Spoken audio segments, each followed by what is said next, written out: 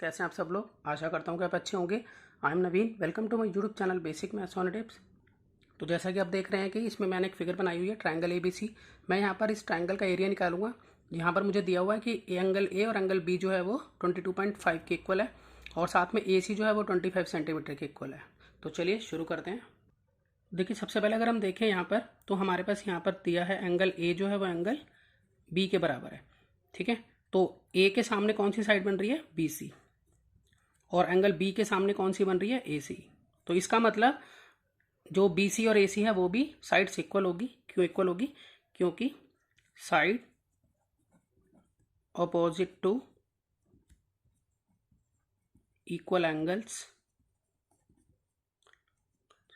Are equal. इसका reason ये है, ठीक है, कि जो भी साइड्स अपोजिट एंगल्स के इक्वल होती हैं वो भी इक्वल होती हैं। तो जब हमारी AC और BC साइड इक्वल हैं तो BC तो हमारी हो जाएगी 25 सेंटीमीटर जितनी की AC है। अब देखिए मैं क्या करूँगा, यहाँ पर AC को मैं और आगे प्रोड्यूस करूँगा और साथ में यहाँ पर B से यहाँ पर और आगे एक लाइन प्रोड्यूस करूँगा और उसको इस तरह से मिलाऊंगा कि वो 90 डिग्री पे एक दूसरे को मीट करें। तो मैं इसको ड्रॉ कर लेता हूँ। तो देखिए मैंने यहाँ मिला लिया है इसको और मैं यहाँ पे इसको नाम देता हूँ D पॉइंट। इस पॉइंट को मैंने इसको इस तरह से मिलाया कि यहाँ पर ये 90 डिग्री क्रिएट कर रहा है। तो अब देखिए एक एक्सटीरियर एंगल प्रॉपर्टी होती है जिसके अकॉर्डिंग मैं आपको बताता हूँ। जैसे कि ये ट्रायंगल है, इस ट्रायंगल से यहाँ पर ये साइड आगे तक प्रोड्यूस हो रही है तो यहाँ पर ये वाला एंगल और ये वाला एंगल इन दोनों का जो सम होता है वो इसके इक्वल होता है। सपोज कि अगर एंगल ये A है, ये एंगल B है और ये एंगल C है तो यहाँ पर angle A plus angle B जो है वो एंगल C के इक्वल होता है। यहाँ पर रीजन होता है इसका sum of interior opposite angle equal to exterior angle, ये इसका रीज़न होता है। तो उसी तरीके से यहाँ पर देखिए जैसे कि ये ट्रायंगल है तो यहाँ पर ये इंटीरियर अपोजिट एंगल हो गए और ये हो गया एक्सटीरियर एंगल। मतलब कि इन दोनों का जो सम है वो इसके इक्वल होगा। तो मैं इस प्रॉपर्टी का यूज़ करूँगा यहाँ पर, तो इसको लिख लेता हूँ मैं कि angle A plus angle B जो है वो इक्वल होगा एंगल BCD के। यहाँ पर तो एंगल A है 22.5 प्लस 22.5, B भी इतना ही है। तो इस तरह से एंगल BCD जो है इन दोनों को जोड़कर आ जाएगा 45 डिग्री। तो मैं यहाँ लिख लेता हूँ कि ये हमारा एंगल आ गया है 45 डिग्री और ये साइड जो है वो भी हमारी आई थी यहाँ 25। अब देखिए अब इस वाले ट्रायंगल में देखिए CDB ट्रायंगल के अंदर यहाँ पर ये वाला एंगल हमें नहीं मालूम है, इसको मैं एंगल 1 मान लेता हूँ और इसको मैं निकाल लेता हूँ एंगल 1 को। तो मैं इसको इस तरह से लिख सकता हूँ कि इन ट्रायंगल CDB में मैं यहाँ लिख सकता हूँ कि एंगल, अब C को हम लिखेंगे BCD करके क्योंकि इतना ही हम यूज़ करें तो BCD प्लस एंगल D हम पूरा यूज़ कर रहे हैं और इस वाले एंगल को मैं लिखूँगा एंगल CBD क्योंकि इतना ही एंगल यूज़ कर रहे हैं तो CBD यूज़ होगा इसके लिए। तो एंगल CBD ये तीनों मिलाकर होंगे 180 डिग्री के क्योंकि ट्रायंगल के तीनों एंगल का सम 180 डिग्री होता है और इसके लिए रीज़न लिखते हैं हम एंगल सम प्रॉपर्टी का। अब उसके बाद BCD जो है वो मुझे मालूम है 45 डिग्री है जो कि एक्सटीरियर एंगल की प्रॉपर्टी से निकाला था।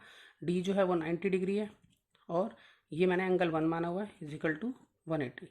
ठीक है, अब मैं इसको ऐड कर लेता हूँ तो ये आ गया 135 प्लस एंगल 1 इजिकल टू 180। तो एंगल 1 निकालने के लिए क्या करेंगे, 180 में से 135 को लेस कर देंगे। तो जब हम 135 को लेस करेंगे तो हमारा आंसर आ जाएगा यहाँ 45 डिग्री। इट मीन्स हमारा ये वाला एंगल जो है वो भी 45 डिग्री हो गया। तो अब आप ये देखिए कि इस ट्रायंगल के अंदर यानी कि CDB के अंदर ये भी 45 डिग्री का है, ये भी 45 डिग्री का है। तो जब एंगल इक्वल होते हैं तो उनके सामने वाली साइड्स भी क्या होती हैं, इक्वल होती हैं। तो हम यहाँ लिख सकते हैं कि हेयर एंगल BCD जो है यहाँ इक्वल है एंगल CBD के। ठीक है, यहाँ पर BCD यानी कि ये वाला और CBD मतलब ये वाला, ये दोनों ही एंगल एक दूसरे के इक्वल है। ठीक है। तो जो इनके सामने वाली साइड्स होंगी, तो साइड कौन सी होंगी इनके सामने वाली, देखिए बी सी डी के सामने होगी बी डी, तो मैं लिख लेता हूँ कि यहाँ पर होगी बी डी, और सी बी डी के सामने होगी सी डी। तो ये बी डी और सी डी साइड जो एक दूसरे के इक्वल हो गई, मतलब कि ये वाली साइड और ये वाली साइड एक दूसरे के इक्वल होगी, क्योंकि सामने वाले उनके एंगल जो है वो भी क्या है, इक्वल है।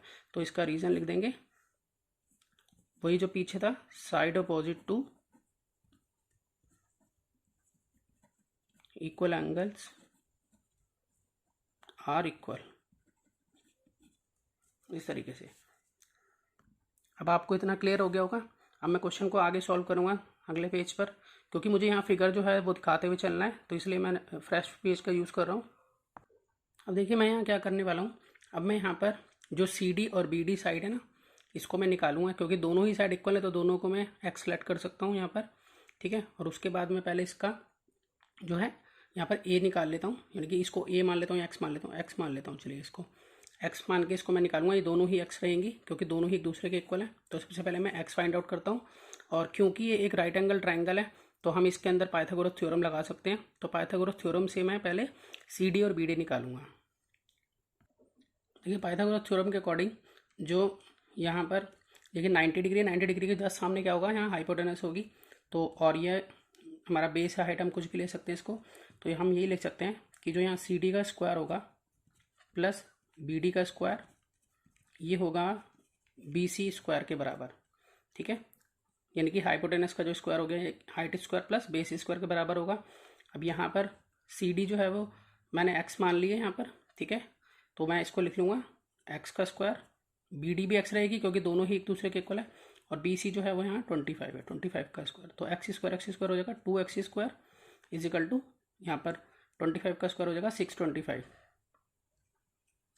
तो x square is equal to 625 upon में 2। तो यहाँ पर हम इसको लिख सकते हैं 25 अपॉन में √2 का होल स्क्वायर।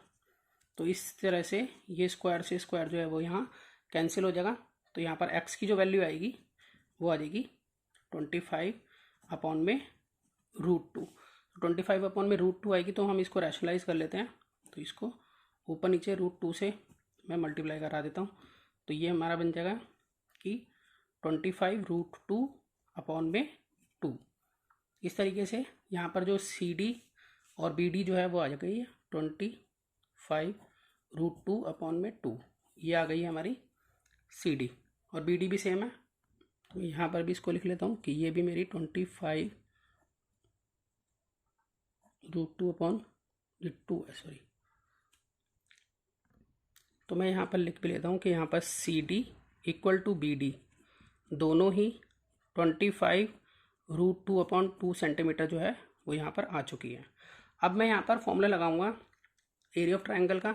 तो एरिया ऑफ ट्रायंगल किसके इक्वल होता है, वो होता है यहाँ पर ए बी सी का निकालूंगा, तो ए बी सी लिख लेता हूँ is equal to 1/2 multiply base multiply height.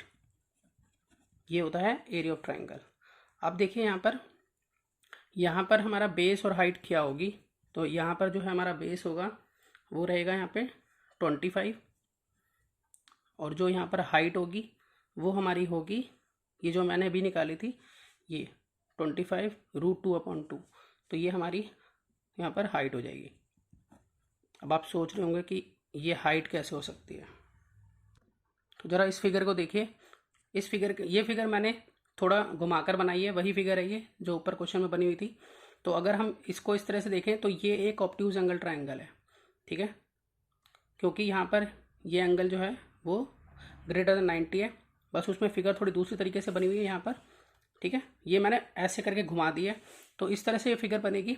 और जो भी ऑब्ट्यूज एंगल ट्रायंगल होता है उसका जो हाइट होता है वो हमेशा एक्सटीरियर में पड़ता है। तो यहाँ पर जैसे कि मैंने इसको मैच किया था, तो इसकी हाइट जो है वो यहाँ पड़ रही थी, ठीक है, क्योंकि मैंने 90 डिग्री इस तरह से मिलाया था कि 90 डिग्री बन जाए। तो इसी तरह से इसका जो हाइट है वो बाहर पड़ रहा है, तो उसका बेस जो है वो 25 रहेगा, और हाइट जो है वो ये रहेगी जो कि हमने निकाली थी 25 √2 अपॉन 2। ये हमने निकाली थी, आपको याद है, ठीक है। तो इसलिए यहाँ पर हाइट जो है वो ये रहेगी, बेस जो है वो ये रहेगा, ठीक है। सपोज करो कि अगर ऐसा ट्रायंगल होता तब तो हाइट इंटीरियर में ही फॉल करती इस तरीके से, लेकिन ये ऑब्ट्यूज है तो इसलिए बाहर फॉल करेगी इसमें। अगर 90 डिग्री होता तो भी वो यहीं पर रहती हाइट इस तरह से। लेकिन ऑब्ट्यूज में क्या होता है कि ऑब्ट्यूज में जो भी फिगर बनती है उसके बाहर ऐसे फॉल होती है ये। तो आपको क्लियर हो गया होगा कि हमने हाइट जो है 25√2/2 क्यों लिया है। तो अब हम इसको आगे सॉल्व करते हैं। तो यहाँ पर ये इंटू में 25 × 25 हो गया 625√2/2। तो यहाँ हो जाएगा 625√2/4, ये हो जाएगा सेंटीमीटर स्क्वायर में। तो अगर आप इसका आंसर जो है वो अप्रोक्स में निकालेंगे तो ये करीब आएगा कैलकुलेट करके 221 सेंटीमीटर स्क्वायर। तो मैं आशा करता हूँ कि आपको ये क्वेश्चन समझ में आया होगा। तो अगर आपको ये वीडियो अच्छी लगी हो तो आप इसे लाइक, शेयर और सब्सक्राइब कीजिए ताकि चैनल को सपोर्ट मिले। तो मिलते हैं नेक्स्ट वीडियो में और नए क्वेश्चंस लेकर। तब तक के लिए गुड बाय।